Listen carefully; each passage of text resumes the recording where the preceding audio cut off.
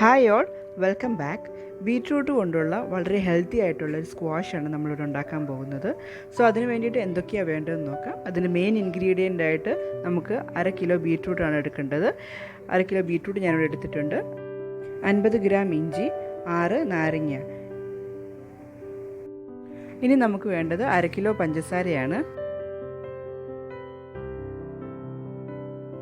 നമുക്കാദ്യം ഈ ബീറ്റ്റൂട്ട് ചെറുതായിട്ടൊന്ന് ഗ്രേറ്റ് ചെയ്തെടുക്കാം.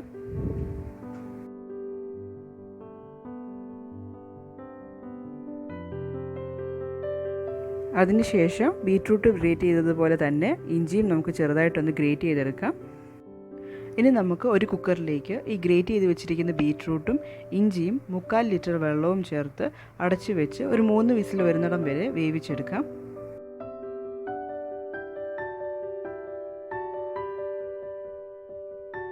ഇനി നമുക്ക് പഞ്ചസാര നന്നായിട്ടൊന്ന് അലിയിച്ചെടുക്കാം. അതിന് വേണ്ടിയിട്ട് 1 കപ്പ് വെള്ളം പഞ്ചസാരയെ ചേർത്ത് നന്നായിട്ട് തിളപ്പിച്ചെടുക്കുക.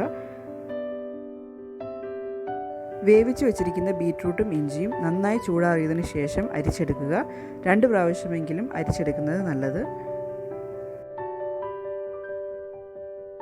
അരിച്ചെടുത്ത് വെച്ചിരിക്കുന്ന ഈ ജ്യൂസിലേക്ക് പഞ്ചസാരയും ചേർത്ത് നന്നായി ഇളക്കി യോജിപ്പിച്ച് ചൂടാറാൻ മാറ്റിവെക്കുക.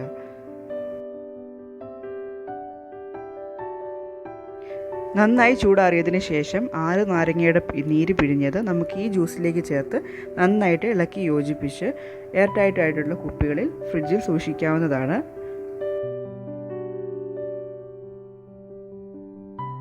ആവശ്യത്തിനനുസരിച്ച് ഉണ്ടാക്കി വെച്ചിരിക്കുന്ന ബീറ്റ്റൂട്ട് മിക്സും തണുത്ത വെള്ളവും ഐസ് ക്യൂബും ചേർത്ത് മിക്സ് ചെയ്തെടുത്താൽ അടിപൊളി ബീറ്റ്റൂട്ട് സ്ക്വാഷ് റെഡി. ഈ റെസിപ്പി നിങ്ങൾക്ക് ഇഷ്ടമായെങ്കിൽ ഷെയർ ചെയ്യുക, ലൈക്ക് ചെയ്യുക, സബ്സ്ക്രൈബ് ചെയ്യുക. താങ്ക്